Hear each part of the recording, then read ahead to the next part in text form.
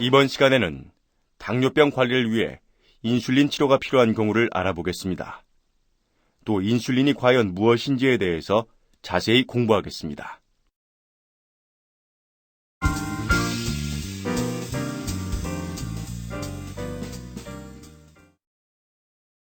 예? 인슐린을요? 이번에 측정한 당화 혈색소도 8%를 넘었습니다. 체중도 갑자기 빠지고 있고요. 당화 혈색소가 혈당 조절의 지표인 건 아시죠? 목표가 적어도 7% 미만, 이상적인 목표 6.5% 미만인데 계속 8% 밑으로 내려가지를 않네요. 인슐린을 써야 합니다.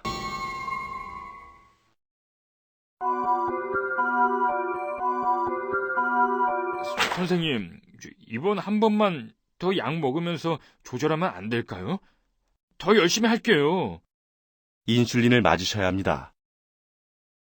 혈당도 재면서 나름대로 한다고 했는데. 노력하신 것은 저도 잘 압니다. 하지만 여러 종류의 약을 최대로 드시는데도 조절이 잘 안 되시죠?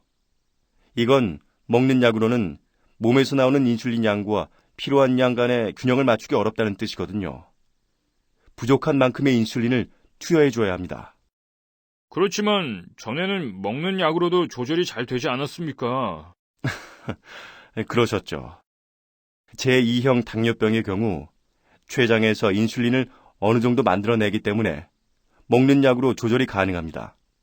하지만 췌장이 계속 힘들게 일하게 되면 인슐린을 만드는 기능도 점점 떨어져서 인슐린 양이 줄어들게 되죠. 물론 개인차가 있긴 하지만 당뇨병을 앓다 보면 언젠가는 인슐린을 필요로 하는 경우가 많아요. 예, 그렇군요. 앞으로 평생 인슐린을 맞으면서 어떻게 살죠? 물론 평생 주사를 맞는다는 것이 즐거운 일은 아닐 겁니다. 그렇다고 해서 계속 미루다가 이른 시기에 합병증으로 고통을 받기보다는 하루라도 빨리 적극적으로 시작해야 나중에 더 좋은 결과를 기대할 수 있지 않겠습니까? 정말로 중요한 것은 방법이 아니고 가능한 한 혈당 수준을 정상에 가깝게 유지해서 합병증을 예방하도록 노력하는 것입니다. 그래도 전 주사를 너무 싫어하는데 주사 놓을 줄도 모르고. 요즘 나오는 인슐린 주사 바늘은 가늘어서 통증이 거의 없어요. 그리고 사용하기 편하게 펜형으로 나온 제품도 있고요. 주사하는 방법은 가르쳐 드리겠습니다. 환자분은 열심히 하시니까 한두 번 연습해보면 금방 혼자 할 수 있을 겁니다. 우리 함께 열심히 해봅시다. 알겠습니다. 그래, 까짓것 해보는 거야. 열심히 혈당 조절을 잘해서 건강하게 오래오래 살아야지. 인슐린이 대체 무엇이고 우리 몸에서 어떻게 작용하는지 알아보겠습니다. 우리가 섭취한 음식물 중 탄수화물은 소화 과정을 통해 아주 작은 포도당으로 분해된 다음 위장관에서 혈액으로 흡수됩니다. 그 후 포도당은 세포 활동에 필요한 에너지로 이용되기 위해 혈관을 통해 몸의 각 부분으로 운반됩니다.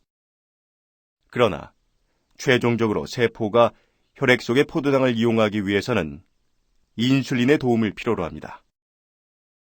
인슐린은 췌장에 있는 랑게르 한스섬 또는 췌도라고 불리는 조직의 베타세포에서 만들어지는 호르몬입니다.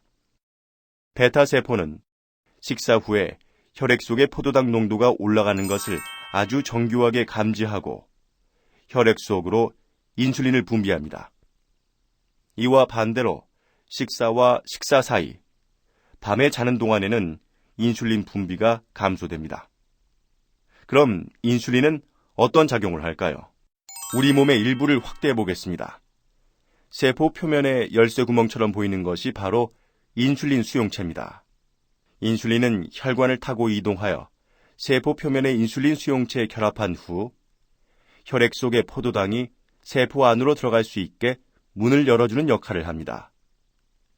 이렇게 해서 혈액 속의 포도당이 세포 내로 이동하게 되고 결과적으로 혈관 속 포도당 농도는 감소하게 됩니다. 이처럼 우리 몸의 혈액 속 포도당, 즉 혈당은 식사에 따라 오르고 내림을 반복하지만 인슐린 덕분에 항상 정상 범위를 유지하는 것입니다. 하지만 췌장 또는 인슐린 작용에 문제가 생긴다면 어떻게 될까요? 췌장의 베타세포 손상으로 인슐린을 만들어내지 못하는 경우 혈당이 올라가겠죠. 인슐린 양은 충분하더라도 어떤 이유 때문에 세포에서 인슐린이 정상적인 역할을 하지 못한다면 역시 혈당이 올라갈 것입니다. 결국 당뇨병은 이런 두 가지 원인에 의해 포도당이 세포 속으로 들어가지 못해서 포도당 농도가 비정상적으로 올라가고 그 결과 세포의 에너지가 고갈되는 질병입니다.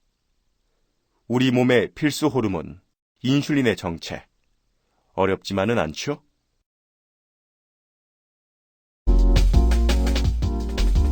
인슐린 치료가 필요한 경우 모든 당뇨병 환자가 인슐린 치료를 필요로 하는 것은 아닙니다.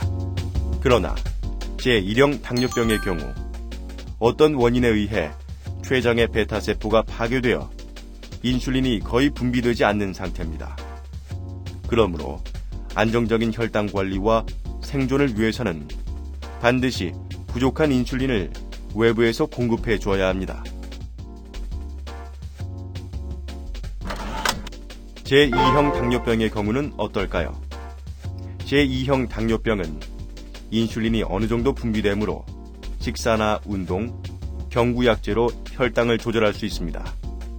그러나 최대량의 경구약제 복합치료로도 혈당 조절 목표에 도달하지 못할 때는 인슐린을 써야만 합니다. 또한 공복 혈당이 250mg/dL 이상으로 높고 체중 감소를 동반하여 당뇨병의 증상이 심할 때에는 빨리 인슐린을 투여하는 것이 좋습니다. 서양에 비해 우리나라에서는 비만하지 않는 당뇨병 환자가 흔한데 이 경우 비만형 당뇨병과 달리 인슐린 분비가 부족한 상태이므로 처음부터 인슐린을 보충하는 것을 고려해야 합니다. 당뇨병의 급성대사합병증은 당뇨병성 케톤산증이나 고삼투성 비케톤성 고혈당증의 경우 두 합병증 모두 심한 경우 혼수 상태가 오거나 사망할 수도 있으므로 반드시 입원하여 인슐린 투여와 함께 수분 및 전해질을 공급하고 유발 원인을 치료해야 합니다. 간이나 신장 기능 이상이 있는 경우도 어쩔 수 없이 인슐린으로 혈당을 조절해야 합니다. 이외에도 심한 감염증 등의 질환이 동반되었거나 외상, 대수술 전후에는 일시적으로 인슐린 치료가 필요합니다. 또한 제2형 당뇨병 환자가 임신을 했거나 계획하는 경우도 해당됩니다. 임신성 당뇨병의 경우에도 식사요법만으로 혈당이 조절되지 않는 경우에는 인슐린 치료가 필요하게 됩니다. 인슐린 투여, 귀찮고 힘들 수 있습니다. 그러나 인슐린 치료가 필요한 경우에 우리 곁에 인슐린이 없었다면 어떻게 됐을까요? 인슐린 요법, 마지막 수단이 아닙니다. 필요한 경우에 제대로 활용하면 가장 효과적으로 혈당을 조절할 수 있는 고마운 방법입니다.